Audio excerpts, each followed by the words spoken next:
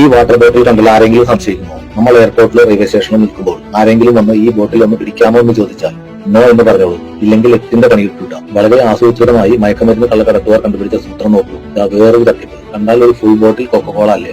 മുകളിൽ കോള ഇളകുന്നത് കണ്ടാൽ പിന്നെ നമ്മൾ ഉറപ്പിച്ചു. പക്ഷെ ടിസ്റ്റ് തന്നതല്ല കേട്ടോ. അടപ്പ് തുറന്നാൽ മുകളിലത്തെ ലെയറിൽ മാത്രമേ കൊക്കക്കോളയുള്ളൂ. ബാക്കിയെല്ലാം കറുത്ത പെയിന്റാട്ടാണ്. കള്ളക്കടത്തുകാരുടെ ഓരോരോ ഉദായ്പകളെ.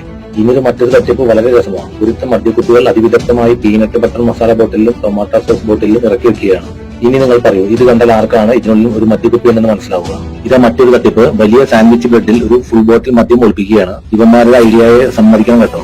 ഇപ്പോൾ പല തിരക്കുള്ള സിറ്റികളും ഗ്യാസ് സിലിണ്ടറില്ലാത്ത ഇവന്മാരുടെ പുതിയ രീതി. വളരെ കണ്ണിങ് ആയി സിലിണ്ടറിന്റെ ബാക്ക് വശം തുറന്ന് അതിനുള്ളിൽ അറിയുണ്ടാക്കി മദ്യക്കുപ്പിയിൽ നിറച്ചാണ് ഇപ്പോൾ ഇവന്മാരുടെ മദ്യ സപ്ലൈ. റോളത്തെ ഒരു ഗ്യാസ് സിലിണ്ടറായി ഒരുത്തൻ ബിൽഡിംഗിൽ കയറിയാൽ വാച്ച്മാൻ പോലും കയറ്റി വിടും. ഒരു കാര്യം എല്ലാവരും ശ്രദ്ധിച്ചോളൂ, നമ്മുടേതല്ലാത്ത ഒരു സാധനവും ആര് തന്നാലും വാങ്ങി കയ്യിൽ വെക്കാൻ നിൽക്കേണ്ട.